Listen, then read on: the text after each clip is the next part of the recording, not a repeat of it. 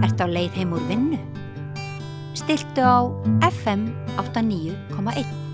Herðu, það eru forsetakosningarnar og við reynum að fjallum þær hérna með ýmsum hætti við rauðaborðið og stundum fáum við svona alls konar fólk á borðinu að ræða það, hvernig það kosningabaráttan lítur út svona gagnvart fólki. Og hingað er komin ágætis hópur, Sigtryggur Ari Jóhannsson, kallaður Diddi, ljósmyndari, og Helga Arnardóttir, fréttakona, blaðakona? Fjölmiðlakona, já, ekki, og handritshöfundur og kvikmyndagerðar maður, svona, í hjáverkum. Og Jakob Bjarnar Gretarsson, stundum kallaður Kobbi. Já, sumum. Já, sumum. Sumir kallaði mig Bobba. Bobba, já. Það er mjög gamalt úr Hafnarfirði. Hvað finnst ykkur það? Hérna, en ég vil þetta reynu bara að kalla það Jakob. Já, má ég aðeins taka auka mál fyrir að því hérna er Diddi. Já. Þú ert oftar kallaður Diddi, þetta er Sigtryggur Ari. Já. Ég þekki þið bara sem Sigtrygg. Þetta er bara Sigtryggur, ljósmyndari. Og þú ert Bobbi. Já, því að ég hef tekið eftir hjá hérna í svona kynslóð hérna dóttur mínar að þessi nöfn er eiginlega hverfa úr málinu. Já, það. Já, það er engin Nonni eða ekki eins og Siggi. Jóni með frumlegt nafn. Fólk er byrjað að skýra hvort annað Óli af því að það er ekki kallaður Óli lengur. Mjög athyglisvert. Hvað veldur heldur þú? Ertu með einhverja kenningu þetta? Ég held að það sé að litið á þetta sé svona niðrandi að fólk eigi að hafa með full nafn. Á sama tíma sér maður nöfn lengjast gríðarlega. Maður er ekki komin bara með 4 og 5 nöfn. Já, ég veit það. Kenna sér báða foreldra. Það var nú svona hérna millennial kynslóðin sem að byrja á því. Og svo er það væntanlega hérna kynslóð Z, hérna Gen Z sem þau kalla sig sem að vilja ekki þessar styttingar sko. Nei, einmitt. Þessi vannvirðing ef ég kallaði Didda. Já, ég veit ekki hvort þau sjá þetta sem vannvirðingu, þetta er bara þeirra hérna tíðarandi sko. Þau eru heldur svo ekki að hugsa þetta sem einhverja vannvirðingu sérstaklega.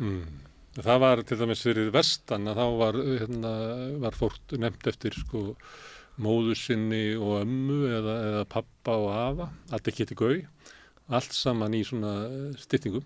Já, og þótt ekkert niðrandi. Alls ekki. Nei, ég er alveg uppið það sko að kalla bara foreldra mína báðum nöfnum, það er að segja fullum nöfnum, ekki dóttir, son, heldur mamma mín heiti Margrét og þegar hún var kölluð Magga þá bara gjörsamlega sko sá ég axlirna bara þjóta upp að pirringi sko, þannig að ég kalla alla sínum nöfnum. Nema að ég sé beðin annað, það var einu svona skrift á RÚV sem hét Systa og ég alveg, það er neiknum, hvað ætlum hún heiti? Hún heiti Þuríður, já. Þuríður, getur þú aðeins, í guðanabænum vill ekki kalla mig Þuríður, minnst eins og þú sést að skamma mig, þú veist. Þannig að það er, já. Það er þessi, það nefnir Þuríður, það er þessi Rúrí sem er rosa fallegt svona gælunafn. Já. En það er eitthvað, því að Þuríðurnar heita bara Þuríður núna, ekki Rúrí. Já. Og mörg svona fallinöfn sem að fara. Og sonur minn heiti Jakob, sko. Hann verður aldrei kallaður Bobbi. Nei. Aldrei. Herðu, þetta var svona forréttur. Forsetakosningarnir eru aðrétturinn. Hvað segið þið? Jakob, hefur þú gaman að þessu? Já og nei, sko. Ég verð bara rugglaður í rýminu. Ég hef nú ekki lagt lag mitt við neitt frambjóðanda. Ekki að því að ég megi það ekki sem blaðamaður, heldur bara að ég hef heyrt hérna í umræðunni að þetta sé allt frábært fólk, en ég er nú ekki jákvæðari en svo að ég finn eitthvað að öllum, sko. Það er náttúrulega mjög svona diplomatist að tala þetta sem lýðræðisveislu og þarna sé hver skrautfuglinn af öðrum, en ég á nú bara erfitt með að sjá þau flest þarna fyrir mér á Bessastöðum. Þú myndir auglýsa aftur ef þetta verið starfsmannaviðtal. Þú sægir þennan vistaðir fólk sem var að segja þá myndir þú segja, heyrðu þau strákar, eigið ekki að auglýsa aftur. Nákvæmlega svolítið þannig, sko. En sko að því gefna, ég er náttúrulega að tala fyrir því að þetta embætti verið lagt niður, þannig að mér ætti í raun og veru að vera alveg sama og ætti þess vegna bara að styðja það þann lagasta ef að svo má orðið komast.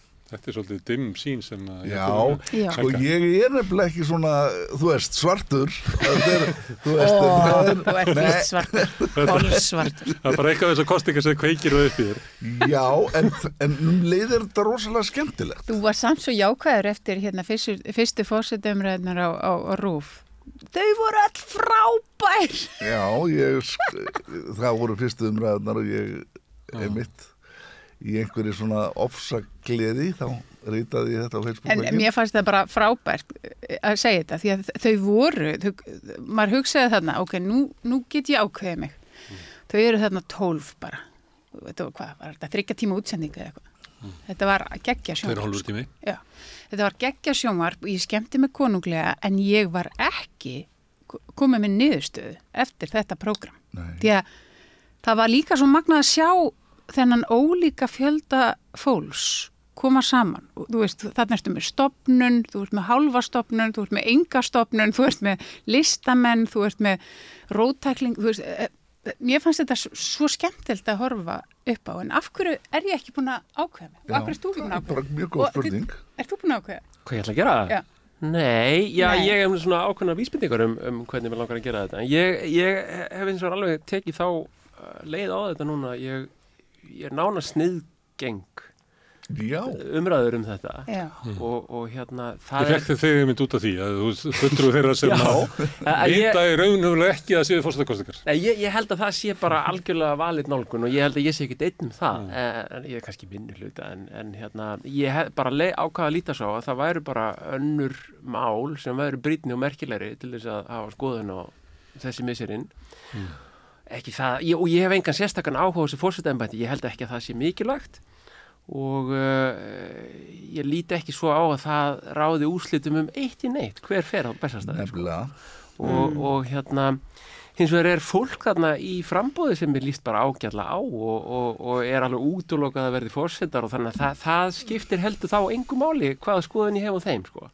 En hvað finnst þér hafa staðið upp úr? Þegar þú ert markvisst að útiloka þetta, hvað finnst þér svona rata inn? Já, það sem að stendur upp úr finnst mér vera í almannarýminu svona einhverjar umvandanir fylgisfólks hvernig skoðinni maður eigi að hafa, hvernig maður eigi að mynda sér þar, hvað maður megi segja, hvort maður megi vera á móti einhverjum út af einhverju og má maður það jafnvel ekki.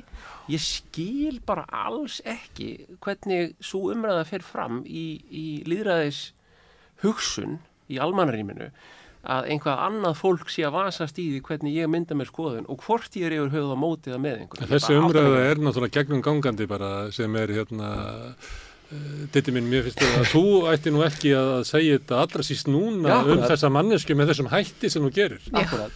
Þetta er eiginlega linnulaust. Það er alveg linnulaust og þetta er alveg þegar meiri hátt að della og fer gegn grunnhugmyndum lýðræði held ég sko.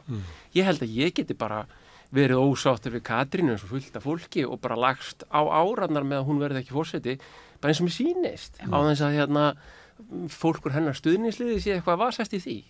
Finnst þið það ekki? Ég er þú veist, það er náttúrulega bara, þetta er rosalegt áreiti, það er erfitt að ætla að exklúta þetta. Þú veist, þú þarf bara að vera einhverstaðar, bara það sem er ekki Wi-Fi, sko. Akkurat, já. En það sem að ég einhvern veginn, og eftir að þú baðst mig að koma hérna í dag, þá fór ég og horfði á forystursæti, horfði á Höllu og ég horfði á Katrínu. Moggi var ekki ánægð með Katrínu.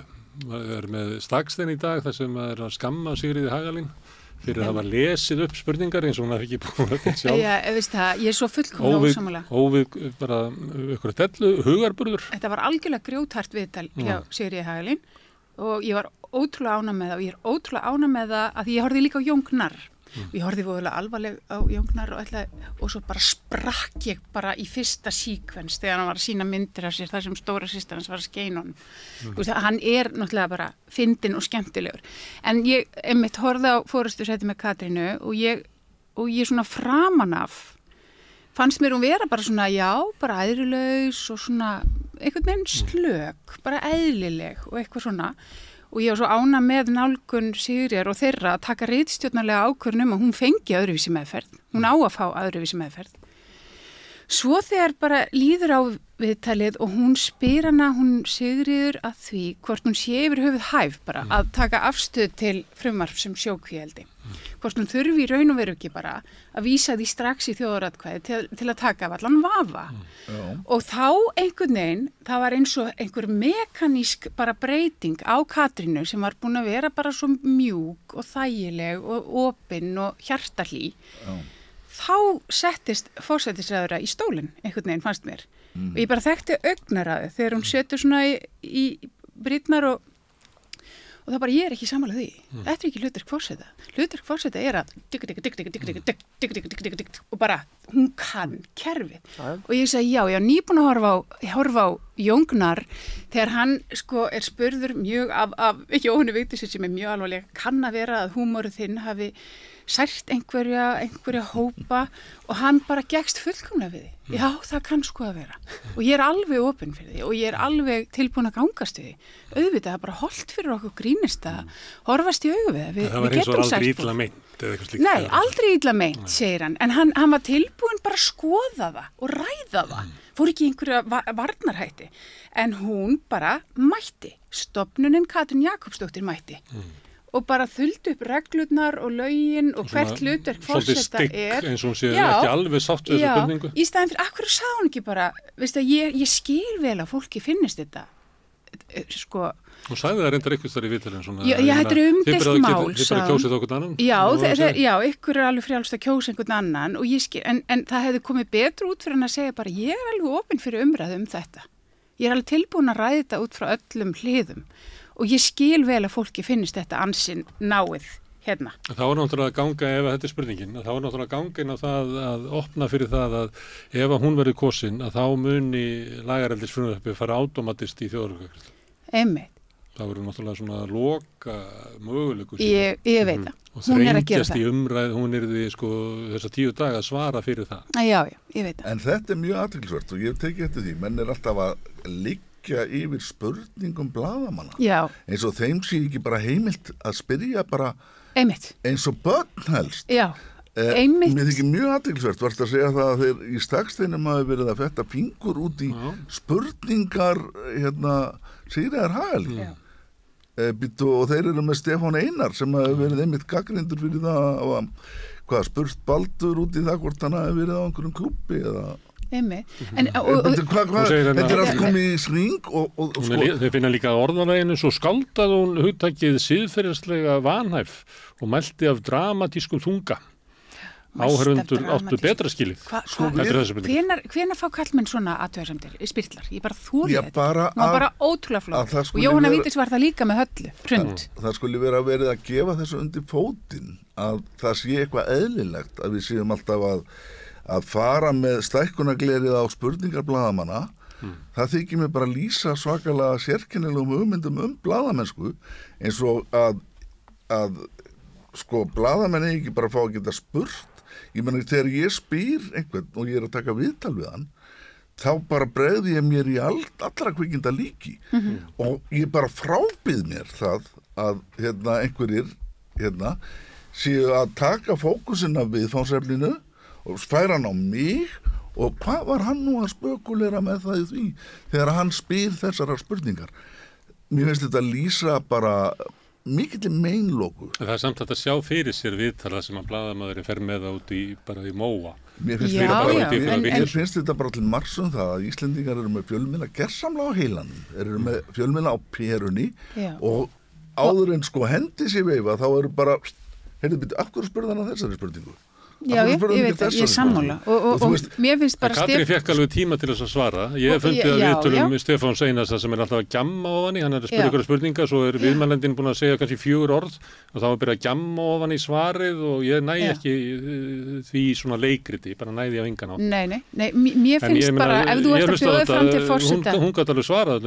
Já, og það er Katrín Jakobsdóttir, hún er stofnun. Hún er orðin stofnun eftir 20 ári pólitík og það er það sem fólk mun fá eða kýs hana og það er ekki að vera slæmt. Hún kann stjórnkerfið en hún er hlýðin Mun hún fara út fyrir ramman? Mun hún óhlýðnast? Þú veist, það það sem að ég svona bærist innra með mér. Viltu óþekka forseta? Mér langar í óþekkan forseta. Já, mér langar í forseta sem ekki fyrirsjáanlegur í ákvarðanatöku. Og bara samkvæmt lögum og reglum hvernig forseta embættið á að vera.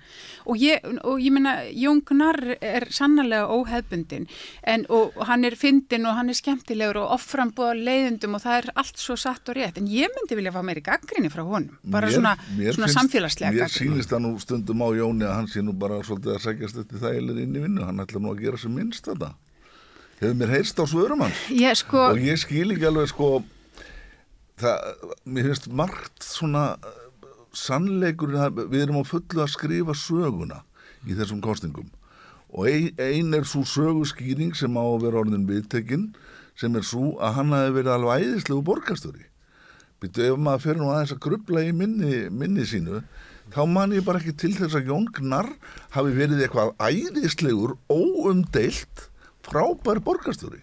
Ég bara ekkert slæmur en við vorum bara svo tilbúin einhvers konar söguskýring og hann hamlar á þessu hann hafi verið frábær borgarstjóri ég ekki að kaupa það. Ég held að fólk hafi verið spurt að þessu og hann hafi komið ágætlega út úr svona könnunum þar sem borgarbúa höfðu mjög jákvæða afskipti og við vorum svo tilbúin að fá hann eftir allt ruglið á undan, eftir hrunið, eftir þetta rammaða pólitíska fyrirsjáanlega kerfi. Þá var breath of fresh air að fá hann. En hann gerði hins vegar ekkert til þess að breyta þessu kerfi sem hann gekk inn í. Nei, hann gekk bara inn í kerfið þar sem það sýndi sig og sannaði að stjórnsýslan virkaði. Bara starfsmennirnir í stjórnsýslunni sáu póstana. Hætti pólitískum afskiptum af og ég meina og hann var bara... Ég er ekki að lýsa þetta í skoðunina. Ég er bara að segja þetta er ekki söguskýring sem stenst. Nei, en hann mælist samt sem aður með þeim herri, þú veist, þannig að það óumdeilt einhver aðdáun á honum sem ég skil vel, hann heillandi og skemmtilegur og fyndinn og frábær og ekki eins fyrirsjáanlegur og kannski stofnunin Katrín Jakobsdóttir, en ég myndi samt vilja fá meira beitt frá honum, mér langar í eitthvað edge, og þar Steinunn Ólína, ófeimin við að tjá sína skoðanir. Diddi, hvernig finnst þér Jón Gnarr? Ég held bara... Hefur hann ekki komist í gegnum vegginn? Jón var bara borgarstjóri. Hann var ekkert vondur eða góður. Hann bara mætti þarna. Var þarna í smá tíma og hann er miklu skemmtilegri grínisti heldur en hann góður borgarstjóri, sko. Enda það þar sem hann á heima. Góður bit í hundskjaft að hann fari í pólitíkina. Ég veit ekki, þetta var bara ágætis gjörningur, sko. Þetta þeirra tíðana og það var kannski bara ágætt að þau voru ekkert lengur, sko. Ég ekkert viss. Ég hef svona ákveðna, af því ég er svona í yngstarlagi til þess að hafa verið pöngari en ég hafði svona aspirasjónir, sko. Mér langaði alltaf að vera pöngari. Komst þú seint í tíma og var ekki hleypt inn? Já, aðeins svo seint, sko. En svona eftir á að hyggja þá sko þessi kynslóð þeirra hún breytti og gerði margt skemmtilegt en þau eru alveg ótrúlega hægri sinnuð þegar þau komist í valda, sko. Og hafa gert bara alls konar skaða. Það er bara með svona einhverjum svona nýhílísku einhver svona hægra rugli sem að ég er ekki hrifin af sérstaklega, sko. Óttar Proppe myndaði ríkisstjórn með Sjálfstæðisflokknum. Já, ég með þetta er svona, sko. En og ég veit ekkert hvort að Jón er eitthvað endilega besti mögulega ef við lítum á forseta embættið sem svona einhverjum embættisvesen. Sko ég hef talað við flest og sko Jón er með svona aðrar hugmyndir þetta embætti og svona ákvaða svona level það er. Hann er ekki þetta að pæla í þessu svona stjórnsýslunni og eitthvað meira. Og hann finnst að sko forsetinn eigi að tala einhvern veginn inn í samfélagi meðan við höfum að hætta svona leiðundum. Við höfum bara að vera að snúa skárri hliðinni hvort að öðru og stundum er bara betra að finna lausni með svona skapandi hugsun heldur en að vera einhvern veginn í Excel-skjalinu og vandinn hans í kosningabaráttunni er að hann fær ekkert sko spurningar sem að henta hans framboði. Nei. Og hann er alltaf í vandræði með spurningar, alltaf er að spyrja mannskotsrétt sem hann hefur enga sérstakann áhuga á eða mynda ríkisstjórn og að því hann vill fara að tala um eitthvað allt annað.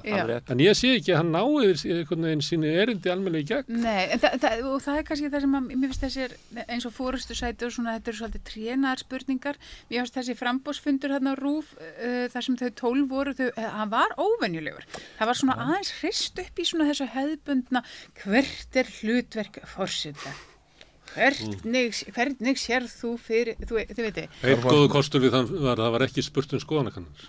Já. Sem alveg ótrúlegu réttir sem ég held að fólk ætti að læra að það að eyða 25 mínútum af svona þætti í stöðunni í skoðanakonunum ekki til bóta. Þú ert nú sérfræðingur í skoðanakonunum og liggur yfir þeim. Ég að segja að í svona þessum 12 sviðinu að ætla að labba með skoðanakannanir í gegnum hópin. Ertu á því að gera eins og í Fraklandi að banna þetta? Nei, ég var ekki að segja, ég segi að ekki við í umræðunum. Umræðunar eiga snúið málefni. En kosningastjórnarnir geta bara verið fram í herbergi og rættum skoðanakannir. En ég sammála Gunnar Smári að Jóngnar fær ekki það þyrfti eiginlega listamaður að setjast í stólinn og það þyrfti að komast eitthvað annað spjall á því að hann í þetta stjórnsýslu umhverfi einhvern veginn, þú veist og ég minnist þess sko þegar horfðu þið á framboðsfundin hjá Heimildinni þegar fyrstu 4 hæstu voru mér finnst það leiðilegur, mér finnst það betra þegar þau næst og eftir komu. Nei, mér finnst hann geggjaður þessi fyrsti þáttur, mér finnst hann algjörlega hækka rána í allri umfjöllun, að því að ekkert þeirra kom vel út, ekkert þeirra. Og þá var það hvað, var það Katrín? Já, Katrín, það var Halla, Jón og Baldur. Og Baldur var spurður út í herinn og Helgi Seljan, sko þegar Baldur talaði að tala fyrir friði, já þú veist hver tala fyrir ófriði, búm bara. Og Halla Hrund var spurðaði hvort stjórnvöld hefðu haft afskipti af hennar stefnu og hennar vinnu og hún var bara eins og vélmenni, ég hef farið að lögum og reglum, hann spurði hana 4 sinnum þangað til hann sagði bara þetta er bara frúin í Hamburg. Heyrðu, en hún eiginlega sagði já án þess að geta sagt jáið, það var eiginlega sorglega við þetta. Því það var alveg augljóst að hún hefði verið beitt miklu þrýstingi, algjörlega. En hún bara gat ekki sagt. Nei, og hún hefði bara átt að segja það. Hún hefði ekki þurft að nafngreina, hún hefði bara átt að segja það heiðarlega. Já, segja það. Þetta hefði ég haft einhvern áhuga á henni sem frambjóðanda, þá snar bara lækkaði hann. Þetta hefur svolítið farið út í það að þau eru að segja svona þar sem að þau telli ekki styggja sem fæsta. En Helga Þórisdóttir sagði satt svona ágengni pólitíkunar og hún er búin að vera með Kára Stefánsson og úrskurðina, já, einmitt. Mér varst að kjarka af henni að gera og það hefði Halla vel geta gert að hans að fara í nafngreiningar og kennitölu sko. Alls, segðu bara satt. En þar var einmitt Katrín spurð, já, ætlar að gera þetta sem forseti? Akkur gerir þetta ekki sem forsætisráðherra? Akkur gerir þetta ekki sem forsætisráðherra? Já, ætlar að gera þetta sem forseti? Akkur gerir þetta ekki sem forsætisráðherra? Mjög gott. Og svo var Jóngnar þegar hann var með fyrirsögn í Heimildinni, ég mun ekki nikka illmönnum, ég mun ekki heilsa illmönnum, þú veist, ég man ekki hvernig orðalagi var að vera í fyrirsögn á Heimildinni. Já. Hvað er illmenni, Jón? Þú veist, og þá kom á, Jón er ekki í þessu stjórnsýslu tali, svar, spurning, þú veist, það þarf eitthvað annað, þannig að þetta var mjög áhugavert, fannst mér. Kannski hefur Jón ekki hugsað það alveg, mér finnst það svolítið eins og að sé að sækja starf svona sem að hann ætlar að móta og gefið þetta ekki alveg sko á hvaða svæðir, það bara við erum ekki að hafa það þar sem við höfum eftir, við þurfum eiginlega að búa til svona nýtt svæði, en hann er kannski ekki með alveg svörum fyrir því hvað það er. Nei. Og mér finnst gott að hafa þau ekki. Mér finnst það alveg allt í lagi. Það er allt í góðu sko. En það er náttúrulega voðalega mikið verið að tala þetta málskotsrétt og eitthvað svona. Það er bara það eina sem er hægt að spyrja sem að skiptir einhverju máli og kannski skiptir þessi málskotsréttur bara alls ekki miklu máli ef við lítum á það hvernig hann verið notaður í gennum tíðina. Það var einn forseti sem notaði hann og var að delera með hann hægri vinstri einhvern veginn og var einhver sérstakar niðurstöður úr því sko. Þetta er illa skilgreint starf. Já, þetta er bara vitleysa sko. Og þetta er bara vitleysa og þetta með þetta bara leggja þetta niður þess vegna erum við að fara lengra út í móa. Sko, fólk er skaman að þessu. Já, ég er ef þú myndir bjóða þig fram, Jakob, þú myndir bjóða þig fram fyrir þá sem að vilja ekki. Er þetta ekki svona gaman? Nei, ef þú myndir bjóða þig fram, að ég ætla ekki að vera forseti, kjósið mig og ég ætla að leggja embætti niður, bara ég ætla að labba hana inn og loka eftir mér og þau mun ekki heyri í mér í 4 ár. Ég held að þú fengir ekki nema kannski svona 0,7%. Sá sem að er reyndar svolítið á því róli, það er að Viktor Traustason. Og það passaði, ég var einn að hrifnastur af honum í þessum miklu kappræðum þar sem allir mættu Mér finnst eins og hann hefði bara mætti vitlega svona þátt. Nei, hann var einmitt bara búin að lesa stjórnarskrána í þaula, margoft kunni hana, hvernig þetta skilgreint samkvæmt lögum og hann ætlaði bara að taka sjálfan sig út úr jöfnunni og láta reyna á þetta eins og þetta stendur í stjórnarskránni eins og kannski á að gera. Já, ég veit það ekki. Nei. Já, ég held ekki. Það náttúrulega gallin við svolítið þetta embætti sem að núverandi forseti hefur bent á að sko starfslýsingin í stjórnarskráni og síðan hefðirnar sem er í kringum embættið það stangast á. Já. Og ég hlustaði á Eirík Inga, hlustaði á hann í forsetasettingar? Nei, ég mista því. Nei, hann er á því að forsetið sé raunverulega oddviti að ríkisráð sé það sem að við í almennum höldum að sé ríkisstjórn og forsetið sé raunverulega eins og forsetisráðherra í ríkisráðinu og hann myndar sína ríkisstjórn og hann er bara þar og les þetta út úr stjórnarskránni og svo er hann spurður út í þetta og sér hann þetta bara stendur hérna í stjórnarskránni. Ég veit að þetta er eitthvað sem við erðum bara vengum í arf frá danska konginum og þetta er náttúrulega bara skrýpið þetta embætti. Ég er ekki á því. Mér varst einmitt Ólafur Ragnar breytaði með því að synja þessum æseflugum. Já, en Jakob, þegar var verið að búa til nýja stjórnarskrá, þá fóru þau og könnuðu svona afstöðu fólks til embættisins og þau komist að þeirri niðurstöðu að þó svo að þau væru með í nýri stjórnarskrá rétt kjóseta til að knýja fram þjóðaratkvæðagreiðslu, þá héldu þau málskotsrétti forseta sinni og það held ég hafi bara verið byggt upp á að þau reyndu bara að átta sig á því hvað þjóðin vill og niðurstaðan er svo að fólk er bara ánægt með þetta embætti, bara miklu meiri hluta. Ég hefur þetta komið eitthvað til umræðu hvort að fólk er ánægt með þetta eða ekki, mér hefur ekki heyrst það. Það er svona svipað og í Bretlandi að leggja niður konungsfjölskylduna. Þetta er svona gerfi konga. Þetta næri ekki flugi. Þetta er svona gerfi vankað kongarugl. Mér slegir þetta að segja þetta, Jakob, en hugmynd þín hún næri ekki flugi. Nei, ekki í þetta andrum þegar við erum að ræða kosninga. Og ekki heldur á milli kosninga. Auðvitað ekki. Það vil ekki leggja niður Guðna T. og Jóhannesson. Nei, þá bara allir orðnir þreyttir á þessu og bara hugsa eitthvað annað. En mér finnst allir vera einhvern veginn, mér finnst þeir allir standa einhvern, sko, mér vantar einhverja tengingu við samfélagið í dag. Við erum millist þetta fólk hérna, við erum í vaxta ánauð, við erum lokuð, læst inni í verðtryggðum íbúðalánum. Það er búið að moka öllum þeim sem sýndu hugrekki til þess að fara úr verðtryggðu lánunum, það er búið að moka þeim, verða að reyna að moka þeim aftur í verðtryggða pakkan, meira segja dýrar sjónvarpsauglýsingar að það sé lausn við vanda okkar. Við erum í algjörlega, maturverð er gjörsamlega glórulaust. Maður fer, þú kaupir ekki undir 20.000 kalli, nauðsynjar bara. Ég bara var með tvö börnum helgina, ég fór í Skopp sem er trampolíngarður, það kostar 8.000 krónur fyrir 2 börn að hoppa í tæpan klukktíma.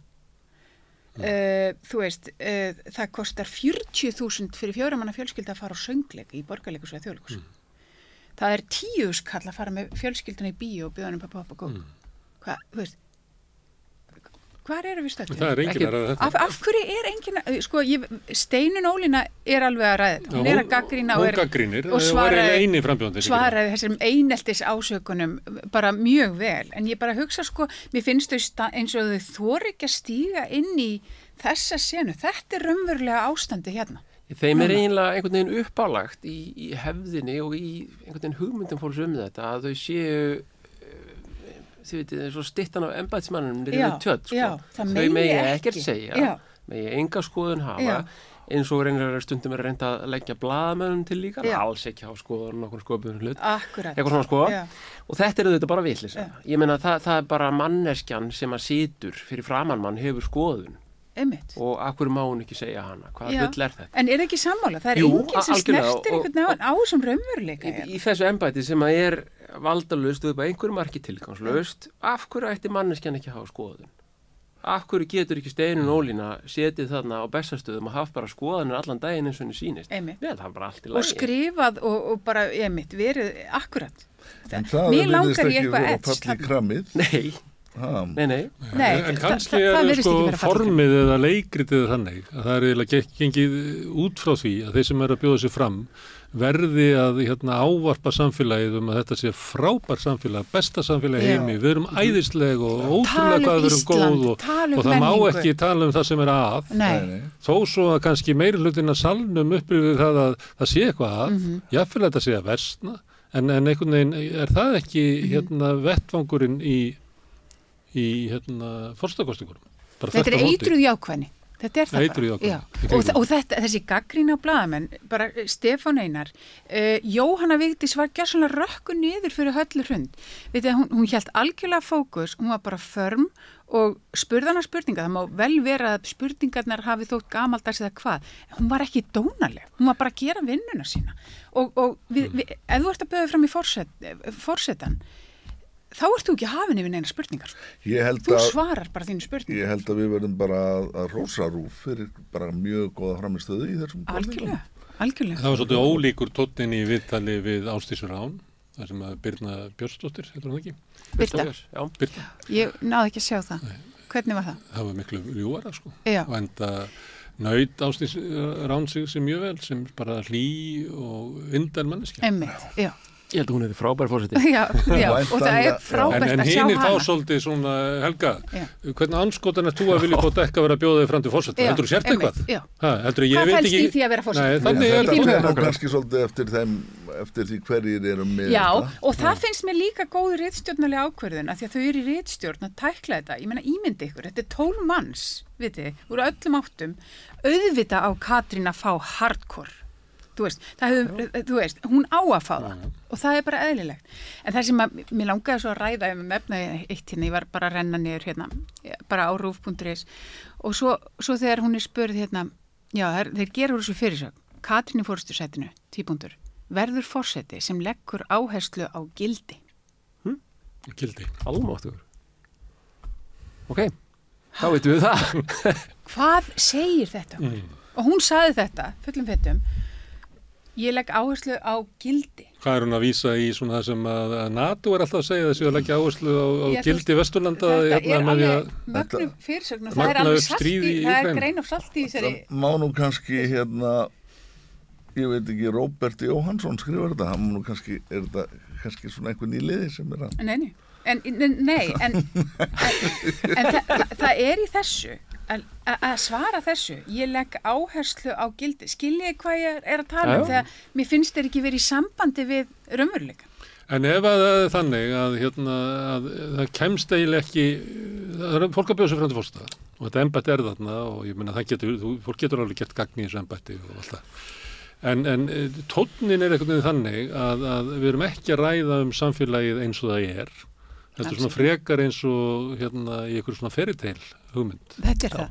Og þau eru bara... Það segir eitthvað okkar samfélag frekar heldur frambjóðum. Já, ég meina það er bara orðin einhver svona meðvirkni eins og þú segir. Ég meina þú ert í eldlunni alla daga. Þú færði við alls konar... Ég er náttúrulega þetta býta á mig, en ég finnst þetta bara að vera svo mikið sjúkdómseinkenni á samfélaginu. Nú er þið eldri en 2 vetur í þessu. Þið vitið alveg hvernig bara gagnrýni hefur verið og hvernig... það er ekki nægilega mikil gagnrýni í fjölmiðlum. Mér finnst ég meina Steinunn Ólína, hún er með gagnrýni á stjórnmálakerfið og vantristir Alþingi að það rekur bara sérhagsmuni. Það má heyra það líka hjá Arnari Þór. Það má heyra gagnrýni á Höllu Tómasdóttur sem að tala svolítið eins og við séum bara afvegaleitur kúltúr, að það megi finna það inn í ríkisvaldinu, inn í fyrirtækjarekstrinum, meira þess að bara í því hvernig við sjálf komum fram hvort við annað, þannig að margir af þessum frambjóðundum eru með svona gagnrýnið erindi, að þeir eru að bjóða sér fram vegna þess að vilja laga eitthvað. Aðrir eru það síður, vilja bara einhvern veginn vera cherry on the cake einhvern veginn. Mér hefur fundist Arnar Þór verið að reka alveg briljant kostingabaráttu, en það hefur hann verið að sækja í sig veðrið jafnt og þér. Ekki kannski nægjanlega hröðum skrifum til þess að komast í A-deildin eða hvað hann var að kalla þetta. En svo fannst mér honum nú verða á í messunni þegar hann kærir Halldór Baldursson fyrir skoptekningu, það þótti mér nú vera afar vanhugsað af hans hálfu, svo ekki sinnum meira sagt. Það mun náttúrulega ekki uppskera þar því að þetta er bara eins og skoðanagrein. Já, þetta er, já. Þú getur alveg haft skoðanir hvort þetta sé fyndið eða hvort þetta sé smekklegt og allt svona, þetta er aldrei lögbrot. Og hann er bara algjörlega að miskilja þetta. Hann er að miskilja þetta frá upphafið til enda fjölmiðla og skop. Og áhyggjuefni að maður, fyrirverandi dómari, skuli ekki gera sér almennilega grein fyrir þessu. Ég vil skrifa þetta bara stundabrjála. Kannski er það okkur á vísi og byggðist afsögnar. Kannski er það taktík í kosningabaráttunni að draga athygli að þessu. Já, desperasjón. Það er svolítið svona keppni í svona fórnarlamsleik, eins og þið voru að nefna á þann með Katrínu og hennar stuðningsfólk. Það er alltaf að spila svona að Katrín sé sko eitt stærsta fórnarlamb seinni tíma sögu. Það fer mikið í töðan á mér, þessi fórnarlamsleikur. Alveg. En svo til dæmis með Baldur, sko, þegar það er verið alltaf að reyna að mjólka út einhverja fordóma og samkynhneigðum sem enginn kannast við. Já. Svo kemur einhver abaköttur sem er með eitthvað gaggalagúr rasista komment. Þetta sjáu þið, við erum ekki komin lengur en þetta. Eins og þessi bjálfi sé einhver fulltrúi meirihlutans. Þetta, þú veist, bara sem dæmi þetta fórnarlambs blæti sem að mér finnst vera gegnum gangandi í þessu Mér finnst reyndar Baldur hafa tæklað það rosalega vel. Hann var að svara á einhverjum framboðsfundi það. Það var einhver að gagnrýna og konan bar þá gagnrýni upp á hann og hann svaraði ofboðslega fallega og talaði svona hvernig hann myndi bara berjast fyrir réttindum samkynhneigðra og það er alveg og ég fylltist svona smá stolti sko. Mér hefði fundist að hann hefði mátt slá á putta stuðningsmanna sinna þar og segja bara nei, þetta verður nú ekki dæs okkur yfir þessu, þetta var alltaf lægi spurning ég hef búin að svara þessu og þetta er ekkert mál en hann vildi mjólka það fannst mér, ég hefði þá tilfinningu Það sem mér finnst athyglisvert við þetta, það sem hann er spurður samkynhneigð að spurningarnar koma einhvers staðar út úr einhverju ótrúlegu afturhaldi sem spurningin er eiginlega svo, finnst þér bara ásættanlegt að forseti Íslands sé hommi? Þetta er eiginlega spurningin, sko. Já, einmitt. Og þetta finnst mér vera að minni mig á bara fyrst þegar Samtökin 78 voru að koma í sjónvarpssal, það sem var alltaf stilt af fengu kannski Gunnar í krossinu með eitthvað á móti sér. Þannig að spurningin kemur þannig og ég held að sko, ég veit ekki, sjálfsagt 90+% þjóðarinnar eru búin að komast yfir þetta. En hann er aldrei spurður það vegna þess að það sem er merkilegt við hann er að hann kemur út úr sko tildulega virkri mannréttindabaráttu, bara frelsisbaráttu samkynhneigðra. Þau eru alls konar reynslu af því að vera... Sem er bara einhver farsælasta baráttu. Já, en hann hefur fylgt henni þangað til að þurft að berjast fyrir því að fá að ætla börn, fyrst stjúbörn og svo bara skref fyrir skref. Hefur fylgt alla þessa leið. Mér finnst spurningarnar ekki vera sko innsýn hans á samfélagið út frá þessari leið, heldur kemur hún bara innan úr einhverju svona, náttúrulega borin fyrst fram af Stefán Einari, fyrir framkvæmdastjóra Biblíufélagsins, kemur bara einhvern veginn svona, er það í lagi Baldur, heldurðu að við séum komið þangað að við getum sætt okkur við að sé hommi á Bessastöðum? Já, en erum við ekki að eyða svolítið mikill orku í það að velta þess að... Það er svolítið munur á því hvernig fjallar mál. Hvort að spurningin komi bara aftan úr sko grárri fornustu. Akkurat. Er verið að draga umræðuna. Allt í einu verður sko þungunarof málefni í þessu kosningabaráttu. Hvernig gerist það? Nú erum við enn að velta fyrir okkur spurningum blaðamanna frekar heldur en svöðum. Já, ég er að því. Heldur af hverju er þungunarof búin að vera umræða er einhver frambjóðandana sem hefur lagt það á borðið? Nei, það var einn blaðamann sem lagði á borðið. Afstaða Katrínar í þeim efnum hefur verið umdeild. Umdeild hjá hverjum? Stefán Einari? Hjá einhverjum hópi sem að býr í þessu landi. Ég kannast ekki við að þá nú kannski bara allt í lagi að spyrja út í það án þess að það sé að pinpointa á þann sem að ber spurninguna fram. Að hann sé endilega á þeirri skoðun sem að þú veist, hann er að spyrja hann er kannski að spyrja fyrir hönd einhvers og er ekki bara sjálfsagt að svara því. Jú, en það sem gerist er að það kemur ykkur og ber þessa spurningu fram síðan er hún gegnum gangandi fer meira þess að inn í sko forustursætið og inn í alla umræðu þetta og maður er verið alltaf fyrir þess að byrja af hverju er þessi spurningat inni og það er kannski 0,3% Íslendinga sem er eitthvað ósáttir við núgildandi lög þungunarof. Já, liggur það fyrir? Ég hugsa það. Þetta er búin að vera non-issue. Þetta er til dæmis eitt af þeim siðferðisefnum sem ég bara get ómögulega gert að hvað mér eigi að finnast Þetta er búin að vera non-issue í íslenski samfélagsumræðu en allt í einu verður þetta hluti af umræðu fyrir sko forsetakosningar. En er ekki eðlilegt að allt verði bara hluti af einhverju umræðu þegar það skýtur upp kollinum? Ég meina, á ekki að taka bara alla umræðu? Þú veist, á þess að, og ég meina, hann eins og Hallgrímur Helgason sem þetta stuðningsmaður Baldurs, hann sagði við þurfum ekki að kjósa konu núna, við erum búin að brjóta þann múr, við þurfum kjósum homma á Bessastæði og brjótum þann múr og það er múr að brjóta og nú er ég ekki að tala máli Baldurs endilega. Ég bara segja sko, og hann þarf, af því að það er múr og það er fólk þarna út í samfélaginu eins og Jakob segir, sem er bara ekki, þú veist, spennt fyrir því að fá homma á Bessastæði. Akkur má hann ekki svara því hann svarar því vel, hann Baldur. Hann getur alveg, hann er full fær það sko. Við erum náttúrulega á einhvern ákveðin hátt erum við þetta að spegla sjálfu okkur í þessari baráttu. Það er að segja spurningarnar sem koma fram þær segja eitthvað það hvernig við erum sko. Og en þetta er ósvalega íhaldsamur vettvangur. Og það er ekkert valdarna til breytinga. Skoðanir eru kannski eitthvað að það geta haft einhver áhrif. Já, skoðanir eru bannar. En þið veitir að við berum þetta saman með Eurovision sem er kannski ekkert fáránlegt sko. Þá sýndi það okkur ofsalega mikla djúpa rasíska undiröldu í samfélaginu. Algjörlega. Það bara allt í einu sáum við það. Já. Það bara kom brúnn maður í Eurovision og það ætlaði alltaf göflunum að ganga. Já. Og ég held að þetta sé árétt. Ég held það sko að svo kemur bara þessi kassalaga keppni og þá sjáum við allt í einu hverjir eru íhaldsam. Við sjáum svo ofsalega mikla íhaldsemi í þetta. Við viljum hafa þetta svona. Viljum hafa þennan kassa. Þessi skrautfjöður þarna sem ekkert gerir og ekkert segir. Þessi stofnun sem er hlýðin og fyrirsjánleg. Þennan dauða. Ég upplifi ekki að það sé afstæða almennings. Ég upplifi að frekar að sé afstæða þeirra sem að halda utan umræðurnar. Það er örugglega afstæða stjórnvalda. Já.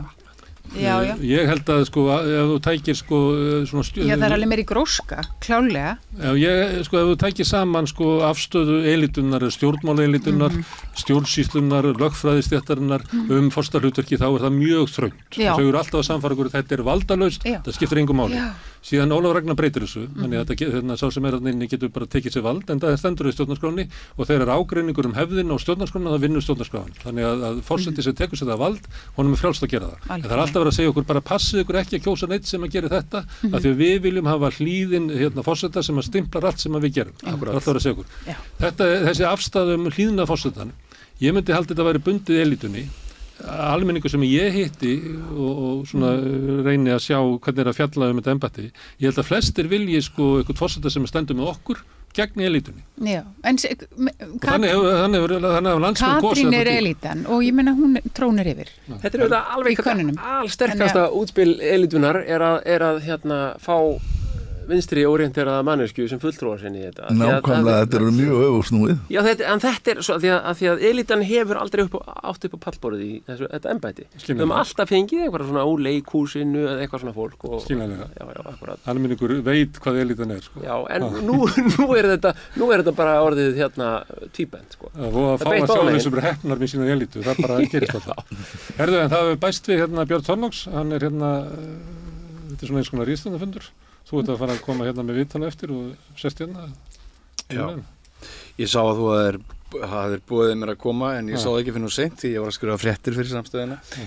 En já, ég veit náttúrulega ekki hvað þið hafi rætt en svona aðeins inn í þetta þá þegar að tala íhaldssemina og elituna mér var svona áhugavert að Halla Hrund þegar hún kveður sér leiks í þessari baráttu þá heldur hún að hún sé að tala við almenning þegar hún talar varlega það að kona í hennar stöðu eigi bara að ganga erinda þeirra sem vilja virkja allt og kasta öllu á það bál.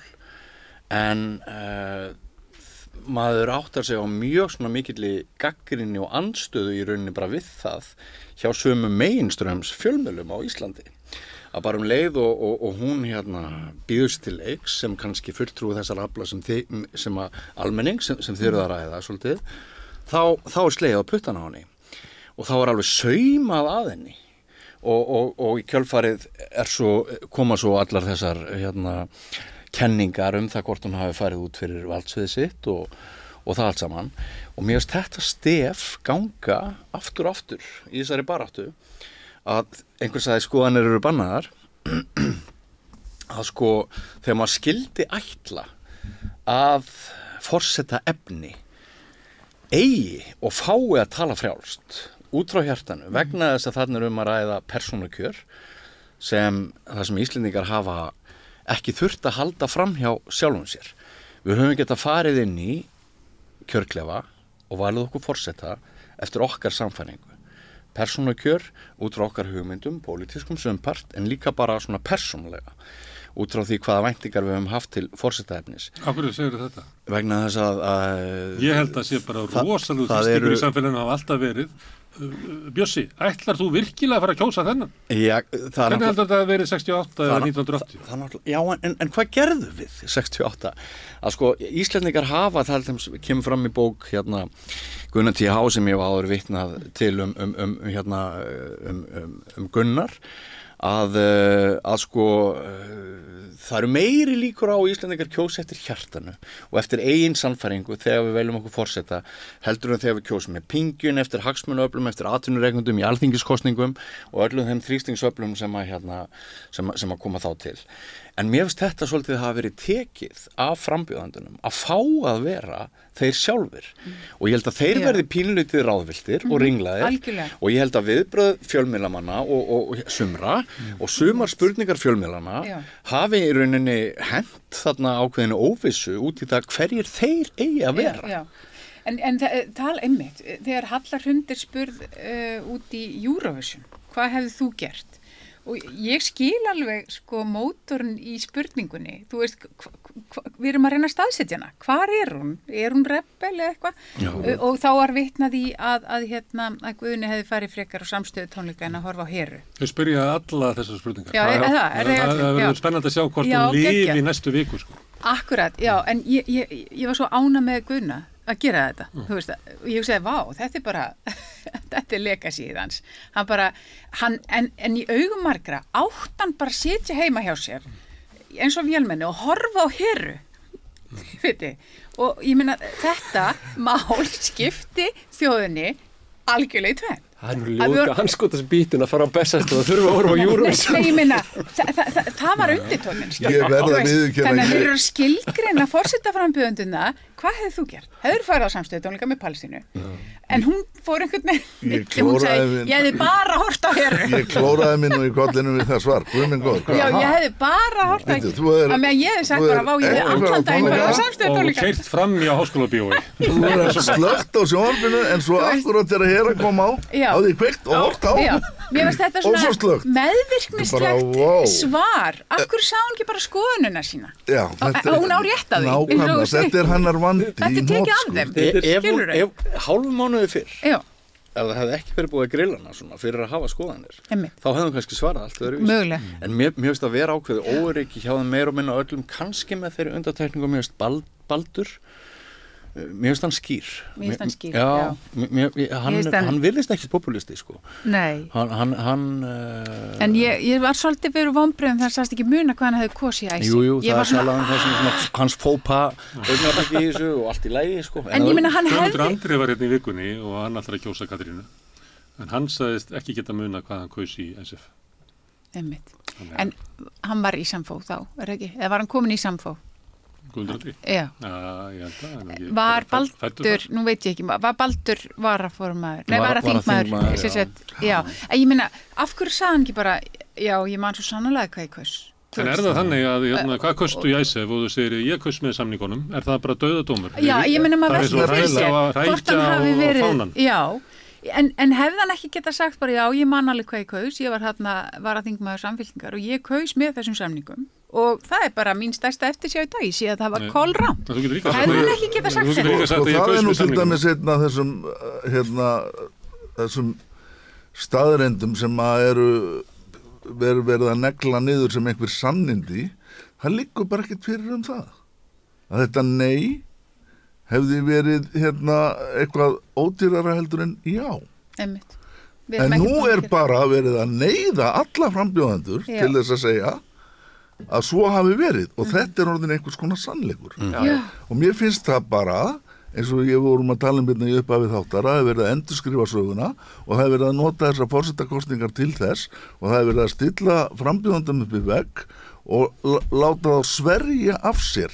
Eins og Katrín er látin sverja af sér og nánast, hún gerði það nú ekki en það var næsti bær við að biðja Geir afsökunar. Akkurat. Það hefur engin maður farið eins vel út úr nokkru dómsmáli og Geir Haarde. Það var söfnun, hann var með afgang sem hann notaði til þess að fara í mál við þjóð sína og var í millitíðinni, skítapaði því máli og var í millitíðinni og þetta er örugglega einstakt í veraldarsögunni, skipaður í feitasta bitan í utanríkisþjónustunni sem hafa sendið þeirra jobb í Washington. Akkurat.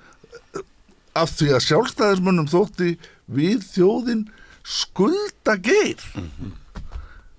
Og svo er Katrín bara neitt til þess að segja, já ég hefði nú gert þetta með öðrum hætti í dag ef ég hefði af hverju? En það mál eitt og sér var náttúrulega bara efni í annan þátt sko. Af hverju stendur Baldur ekki bara með þeirri ákvörðun sinni? Sem hann tók. Við vitum ekki hver ákvörðun hans var. Af hverju voru fyrirverandi þingmenn að biðjast afsökunar á stuðningi eða á afstöðu sinni gegn Geir bara síðast fyrir örfáum árum? Séð þingmenn úr öðrum flokkum mörgum árum setna bara skrifa yfirlýsingu ég byrst afsökunar. Veistu af hverju þeir menn gera það? Já, vegna þess að þeir eru að sækja kannski úr starfi. Ég veit það. Það er svarið við spurningunni fundið. Ef þú fellur fram og tilbyður mig þá skal ég veita þér allt. Þetta er eitt hugtak sem kemur upp bara hérna á svona 5 mínútna fresti í þessu spjalli og það er meðvirkni og þetta er allt frekar meðvirknislegt. Þetta er svona meðvirknisveisla þetta allt saman.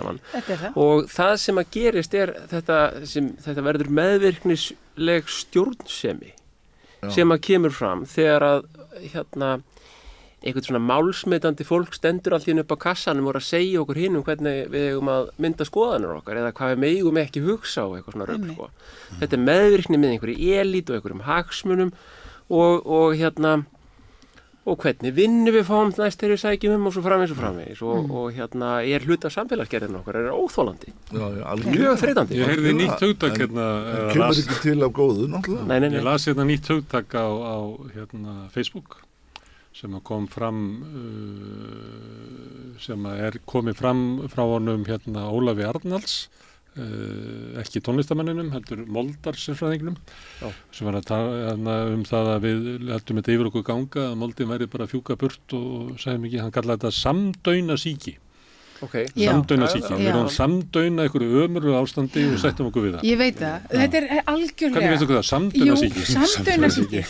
Maðurinn minn sagði í gær bara, íslenska þjóðin er bara orðin svo þreytt á þessari spillingu.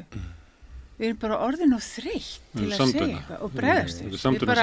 Við setjum undir okkur hausinn í þessu vaxtafangelsi og við bara höldum áfram. Mér er að segja fjölmiðlar eru einhvern veginn ekki að leita leiða úr þessari vaxta ánauð. Fjölmiðlar eru bara að reyna að halda sjó eins og þeir hafa alltaf gert.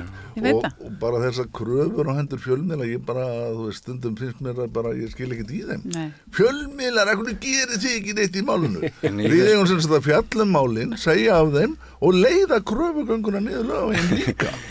Þá hættum við ávart að vera fjölmiðlar. En í þessu samhengi öllu vaknar líka alltaf aftur og aftur spurningin, hvernig hefði þessi barátta, þessi slagur Bessastaði þróast ef Katrín Jakobsdóttir hefði ekki kvatt sér brjóst.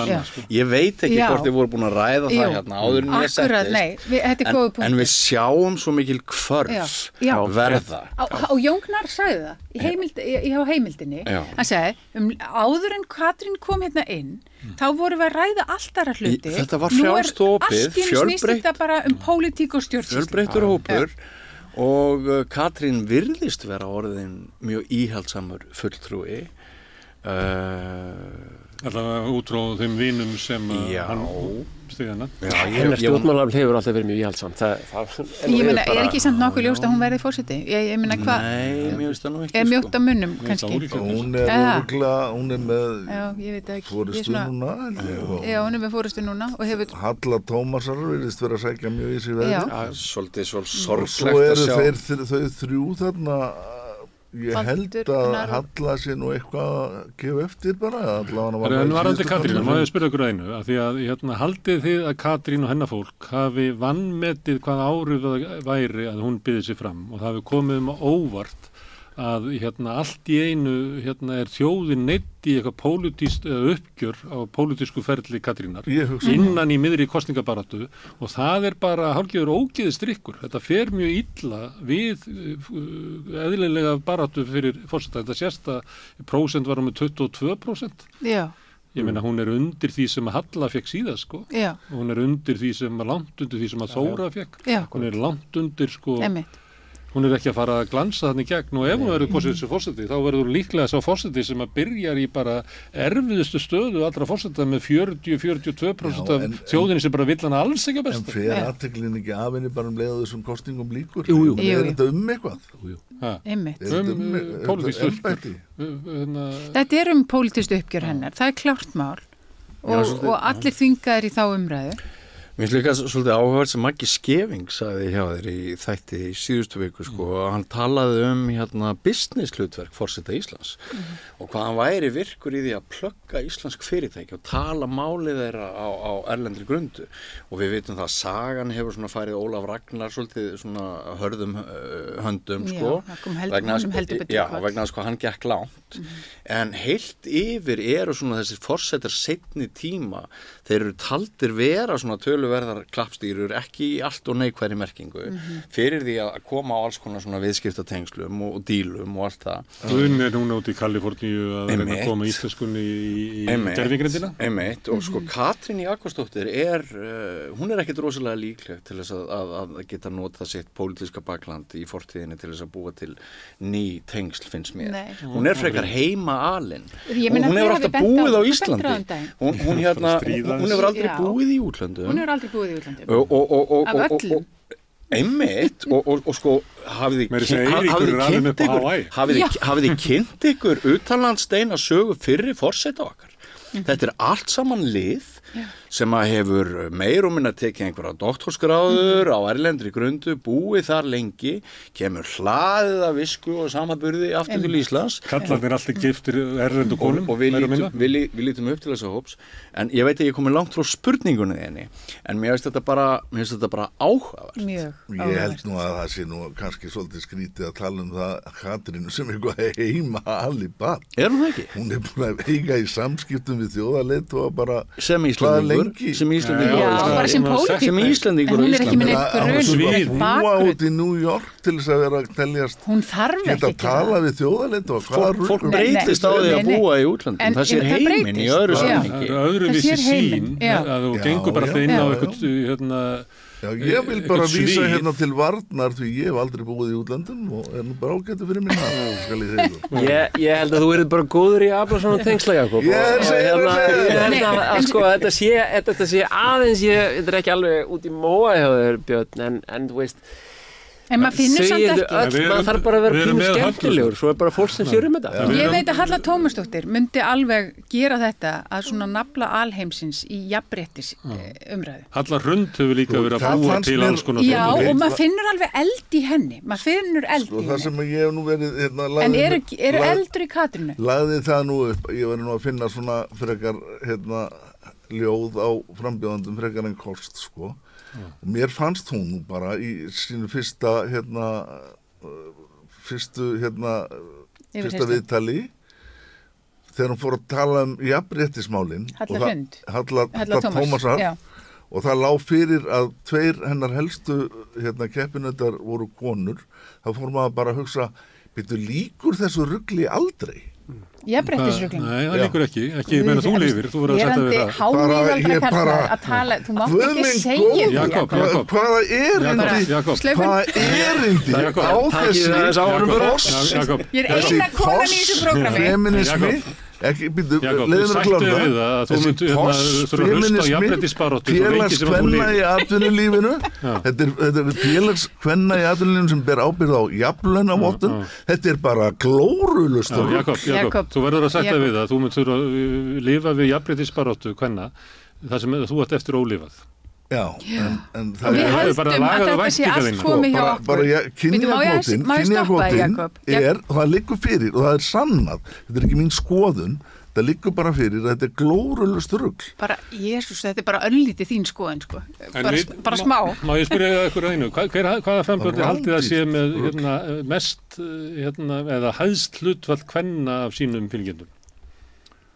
Sem að konur velja frekar en kallar. Hvaða frambjóðandi haldið það sé? Er það ekki Halla Tómasdóttir? Baldur Þórhallsson. Baldur, já. Einmitt. Kallarnir vilja ekki homma, en konur vilja. Já, akkurat. Það sem að maður dekki hug, því að það er langmesti munurinn á sko afstöðu kynjana hjá honum. Okay. Halla Tómasar að skora vel hjá konum. Já. Katrín nokkuð jöfn og Halla Hrund frekar karlamein. Eins og Jón Gnarr. Forréttilegt. Svo finnst mér líka bara forvitnilegt að lesa harmræna status að Facebook-vinna minna sem að langar að kjósa einhvern einn en ætla ekki að gera það.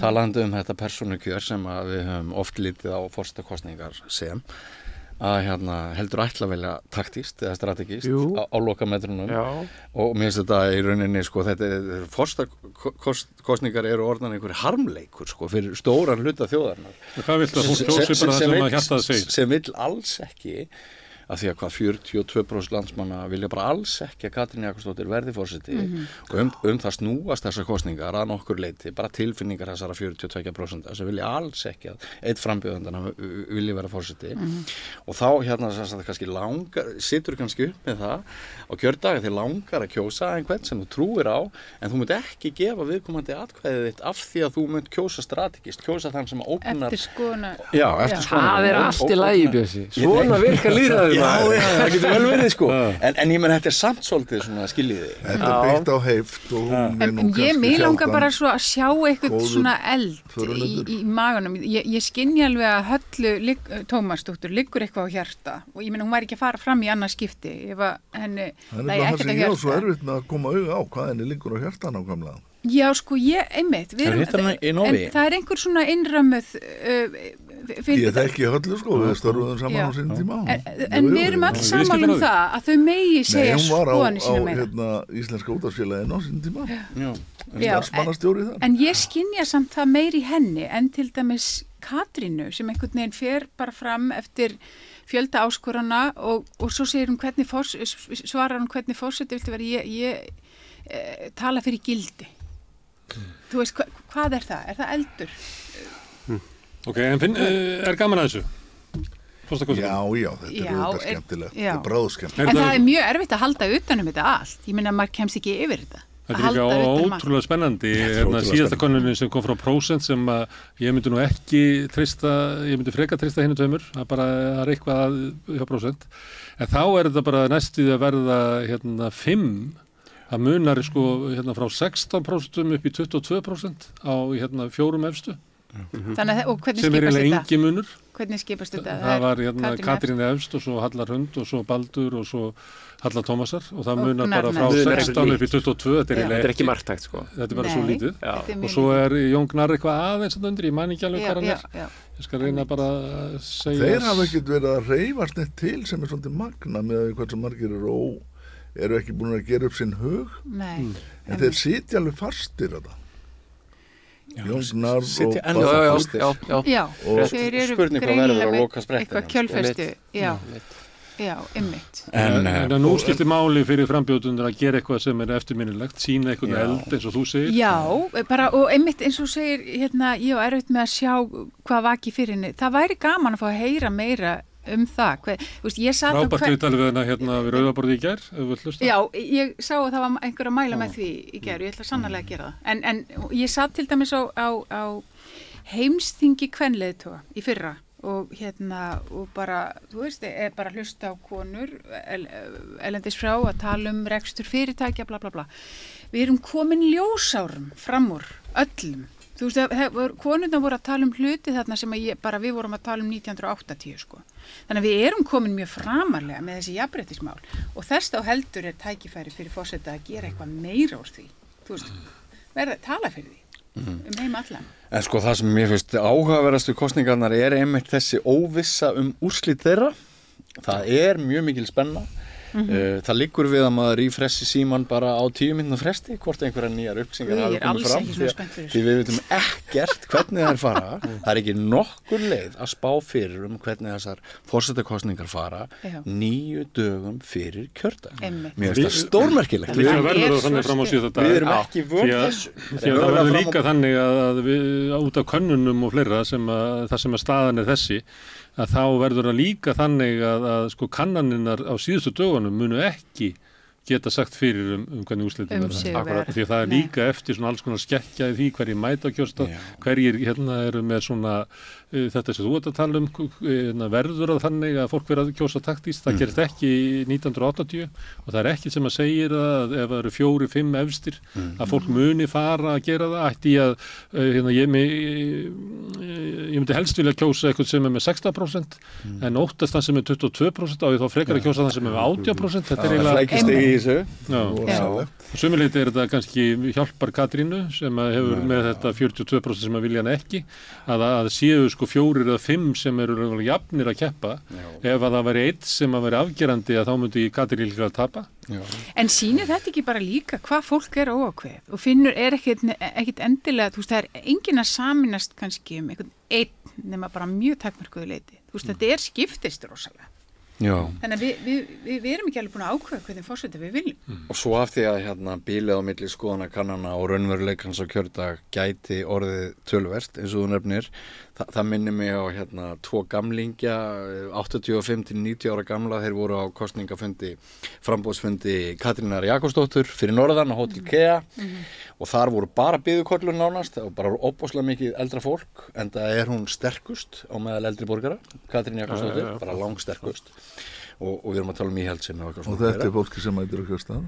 Já, og það var einmitt það sem að einn gamlingi sagði við hann við skilum okkur á kjörstað og fannst nú ekki einsýnt það unga fólki sem kannski hakar við einhverju könnun skiluru að það nenni því. Þannig að það geti verið þannig breyta. En ein spurning, veist ég nú með ykkur 2 fyrir fram að mig, vill Katrín ekki tala við ykkur? Katrín Jakobsdóttir. Fyrir mörgum vikum stuttu eftir að hún tilkynnti framboð sitt að við samband við aðstofakonu hennar sem að fylgdi inn úr ráðuneytinu yfir í kosningabaráttuna og þá var svona verið að finna tíma út á landi og svo bara hætti hún að svara. Svo þegar Friðjón fór að vinna þá sendi ég á hann, getur þú nú ekki komið í gagna, hvort hann ætla ekki að koma hérna. Og ég var búinn að tala við alla og þetta var svona hugsað hvernig verði næsti hringur að vera og var svona leiðilegt að eiga hann alltaf eftir og Friðjón fór og sagði já ég skal bara gangi þetta og svo bara virtist það ekki í ganga og nú svarar hann mér ekki heldur. Hann nú bara sagði hann að þessu. Og hvers vegna haldið þetta sé? Ég get ekki ráðið í það á hverju fólk segir nei kannski bara, getur verið hvað sem sko. Og þú ert að rita bókum spillingu? Já, mitt mál öðruvísi þess vegna segir þetta eru 2 mál. Já. Að það kemur út í ágúst, bók eftir mig spillingu, já. Og ég taldi mjög mikilvægt að fá að heyra rödd forsætisráðherra sem Katrín var inn í þá umræðu en hún gat ekki orðið við því og mjög stælilegt. Ég hef sagt að stundum að hún ekki sinnt þessu en ég hef ekkert sagt frá þessu, ég sagði þetta bara í Facebook í gær vegna þess að Torfi Tulinius var að skrifa ykkur grein þar sem að skróði Katrín getur talað við alla og ég bara benda á að hún getur það ekkert sko. Nei, ég hjó eftir þessu Þannig ég var ekkert að flagga, ég sá að Vísir var eitthvað eins og við varum eitthvað vælandi yfir þessu, við erum ekkert vælandi yfir þessu. Mér sýnist þið vera með tárin í augunum. Nei, en þetta ekki... Það bara fyrir jafnréttisumræðuna þína. Ef maður þolir ekki að fá nei, þá getur maður ekki spurt, ég segi það alltaf. Ég spyr bara alla. Og við höfum tekið viðtal við Guðna TH og alls konar ráðherra og biskupa og fínumenni og þannig það ekki þannig að rauðaborðið sé eitthvað og mikill af hverju dregurum inn í þetta hús þetta svona Íslandsklukkur, það ekki þannig. Þannig að það bara eitthvað sem að Katrín ætlar að heyja sína kosningabaráttu með biðukotunum hann fyrir norðan, ekki koma hingað. Og ég held að það eru 1000 manna sem að horfa á þættina þetta og ég held að það sé ef þú ætlar að ná sambandi við fólk sem hefur mikinn áhuga á samfélagsmálum að þá þetta borð örugglega langbesti vettvangur til þess. Og það vita allir hinir frambjóðendurnir og tala það sko hvernig viðtölin við dreifist og þakka okkur í bak og fyrir að fá að segja skoðanir sínar á þess að sé alltaf sífellt verið að grípa fram í fyrir þeim eða stytta tíman eða hvað sem og þannig að menn vita alveg sem hafa komið hingað og talað og þess vegna talar fólk með öðrum hætti hér heldur en annar staðar og þetta vita allir og þetta veit Katrín örugglega líka en hún bara kýs að gera þetta ekki. En Katrín sko þannig, ég heyrði einmitt einn aðdáanda tala hana bara að það enginn sem á roð í hana í viðtölum, hún pakkar öllum saman, það var það sem við komandi sagði og ég meina við hvað hún hrædd, af hverju mætir hún ekki bara og svarar og hún gerir það svo vel. Finnst hún gera það vel? Mér finnst hún bara að vera sérfræðingur í að víkja sér undan spurningum. Já, ég meina hún þrautþjálfaður pólitíkus, hún búin að gera það í 20 ár. Já, maður sé kannski fram á það að ef hún og Smári væri ræða saman hefðu rauða borð þá myndan halda áfram að spyrja sko þannig að það kemur svar. Ég hef ekki sko hrifin að þessari taktík til dæmis Stefán Einars og alltaf að finna að henni að vera gjammandi eitthvað í fólk sko. Mér þess að leiti sko Sigmar og Helgi Seljan í Kastljóss á þessum tíma alltaf vera gjammandi í fólk eitthvað. Ég er bara fyrst og næst í því að bara fólk kemur hingað og ég langar bara að heyra sko hvert erindið þess. Ég held að Katrín sé líka bara orðin svo varin. Hún svo varin. Þetta fólk búið að vera svo lengi í stjórnmálum. Og hefði bara spáð í öryggisgæsluna sem komin í kringum sjálfstæðisflokkin og þeirra sjálfstæðisflokks og allt það sko. Fjarlægðin á milli fólksins og almennings verður alltaf meira og meiri. Ég sá þetta kristallast svo í vitnin og enn og aftur til þessar heimsóknar mínar norður til Akureyrar fyrir 2 vikum þar sem ég fór á marga framboðsfundi sama daginn til þess að mappa hvað eru frambjóðendur að gera líkt og ólíkt.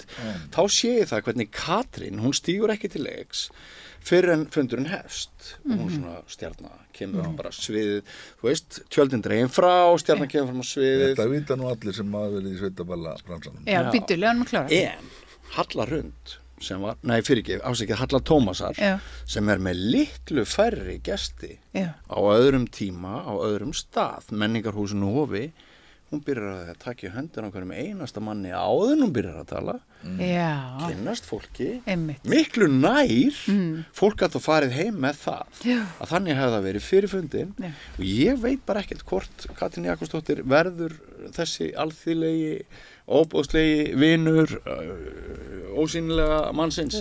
Ég held að þetta lið sé orðið bara mjög víggirt og vant því hvaða spurningu það svarar og hvernig og hverja það talar við og hvernig það kemur fram. Þetta getur komið til að skipta máli. Þetta er bara magn.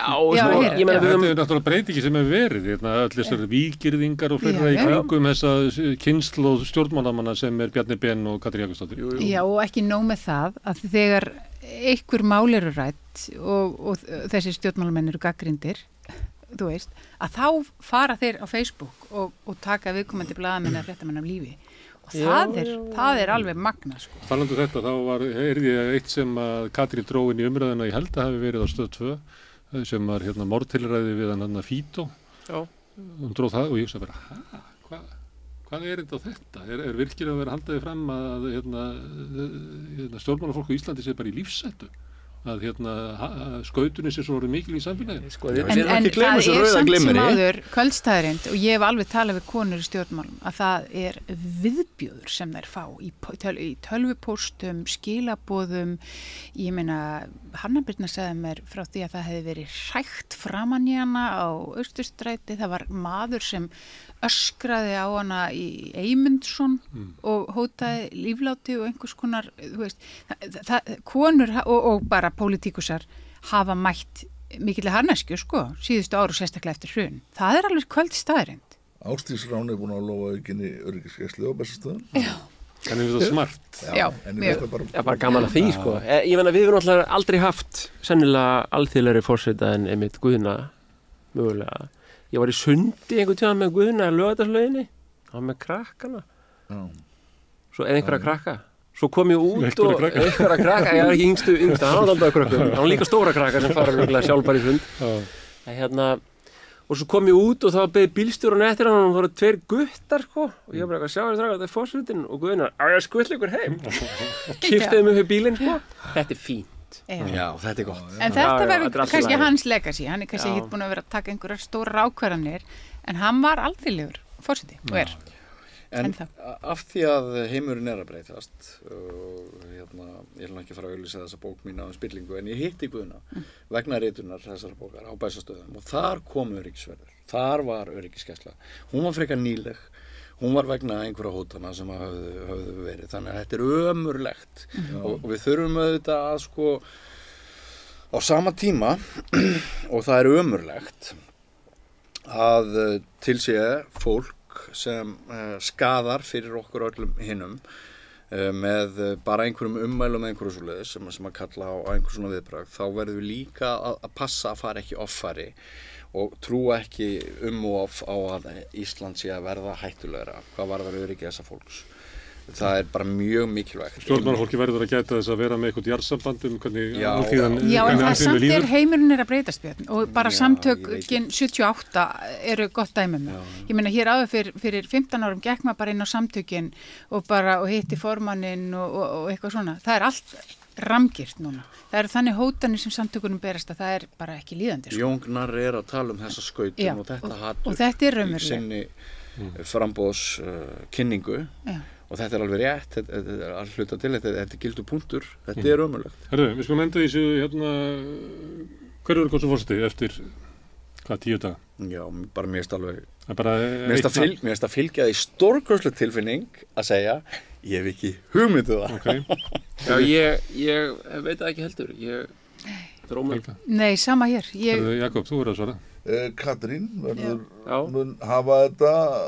með naumyndum, mér sýnist hún Halla Hrund vera svona svolítið að gefa eftir. Halla Tómasar sennilega viku of seint á verð eins og síðast og svo sýnist mér þeir Baldur og Jóngnar sitja svolítið fastir. Svo hvor þeir að það verður, hvor sem verður kemst þarna inn með fæstu mögulegum atkvæði. Það verður ekki vissum að það sé endilega svo mikill ríkalegur skandall nema að það gerist þetta sem að þú varst að tala áðan að þjóðin einhvern veginn takir sér saman og Guð veit hvað getur gerst á vorum tæknum tímum og fara að kjósa ríkalega taktist og láti heiftina ráða för.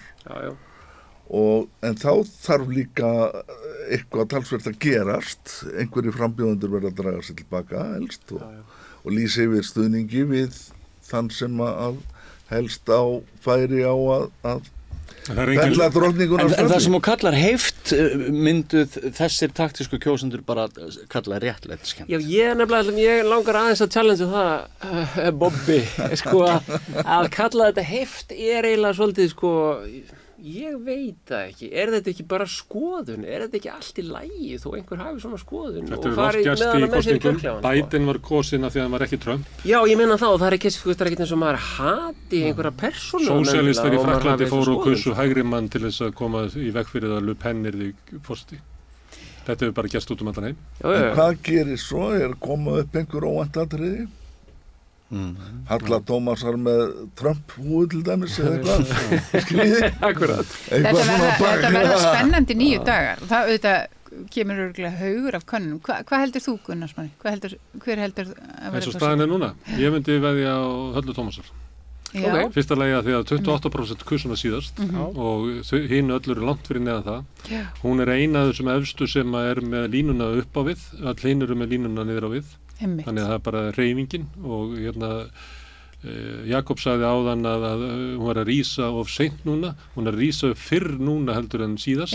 Þannig ef hún fengi sveifluna sem hún fekk síðast að þá endar hún í 45% því að sveiflan síðast var ekki eðlileg. Svo þótti hún standa sér best úr þessum fyrstu... Það það sem að gefa fram í könnun sem kom í dag og það ekki bara hvernig hún stóð sig í könnunum það hver stóð sig best í sjónvarpinu en það voru 12 og þá fekk hún flest atkvæði og núna spurt hverju hafa staðið sig vel í kosningabaráttunni almennt og hún vinnur það líka. Ef við værum með írska fyrirkomulagið þá myndi ég segja að Halla Tómasar svo það bæta einu við Jakob vegna þess að svo annað að þegar maður skoða samsetningu í spurningunum til dæmis hvernig fólki líkar við frambjóðunnar hvernig þú myndir kjósa í öðru ef að þinn frambjóður var ekki í framboði og hvernig þú vilt síst að þá sér maður að það eru meiri líkindi með fylgi Höllu Tómasar og Katrínar heldur en allra hinna.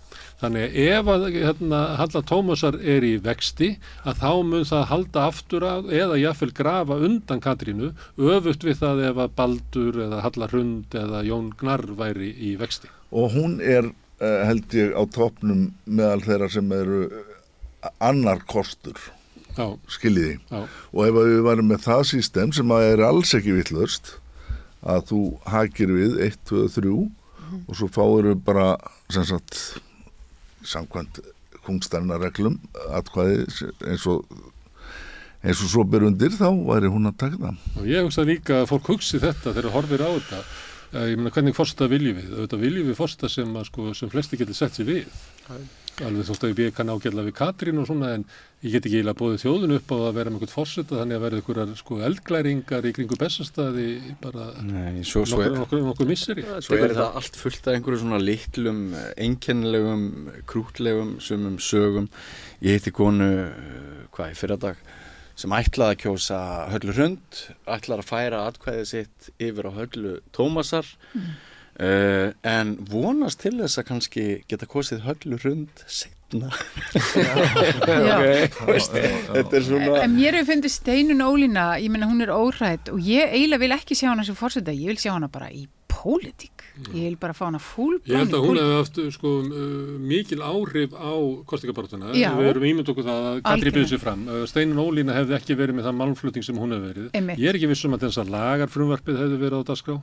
Ég held að Steinunn Ólína eiginlega hlutverki barsins í sögunni sem að benda á að keisarinn nakinn. Og barnið við veitum ekki svo hvað það heitir. Og hún hefur algjörlega staðið með sér. Hún skulle ekki fá svona aðeins meira fylgi. Já, og mikil rebul.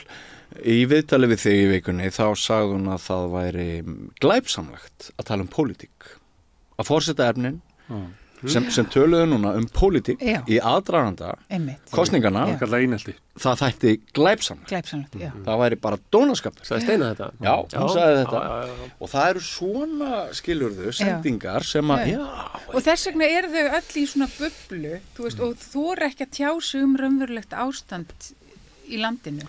Og og það þessi tenging sem vantar. Ég held að þetta lagar eldismáli eftir að standa í mörgum gangvort Katrínu. Það bara skildi bara ætla það, já. Nú síðast bara einhver maður að taka Bubba Mortens og Guðmund Andra og einhverja fleiri sem hafa lýst yfir stuðningi við Katrínu sérstaklega út frá þessu lagar eldismáli og sem lagsviðmenn. Það var það ekki einarskýring.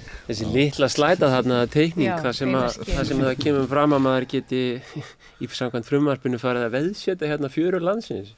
Ótakmarkað einhvern veginn til ótímabundið. Það er flippuð pæling. Þetta hreyfir örugglega mörgum. Það er því að út af bara... Og það að myndasaga líka. Myndasaga skuli hreyfa svona við. Allir skilja allir. Ógnarstjórn var annað orð sem að Steinunn Ólína notaði í viðtalinu við þig. Hún var að tala um ríkisstjórnina sem hún situr. Hún kallaði hana ógnarstjórn. Já. Það er náttúrulega vanlíkt vandamál. Má ekki gagnrýna hana á neitt hátt. Við erum með forsætisráðherra sem að 78% af þjóðinni vill ekki hafa. Þolum við það að hafa líka forseta sem 42% vill ekki hafa? Er það ekki aðeins svo mikið? En munum við ekki, hvað kallar þetta samdaunasýki? Já, samdaunasýki. Munum við ekki bara all fara í hana? Samdaunasýkin bara. Við sættum okkur við Bjarna Ben. Já, ég meina, hvað erum við að gera? Eru mótmælanir á Austurvelli? Nei. Ég held að hann sé í Malaví eða eitthvað, það verður þetta náðin. Já, hann er svo umhverfisvænna að ferðast á með almenningssamgöngum, las ég í mókanum heldur. Herðu, við sláum botnin í þetta, kæra þakkir, Björn, Ditti, Helga og Bobby. Kæra þakkir. Við ætlum að halda áfram að ræða forsetamálin eftir örskamastund kemur forsetaframbjóðandi og ég ætla að spyrja hann það sem hann helst vill ræða eftir augnablik. Með því að ganga í leigjendasamtökin styður þú baráttu leigjenda. Leigjendasamtökin eru fyrir öll þau sem vilja vinna að réttlæti og öryggi á húsnæðismarkaði. Leigjendasamtökin.is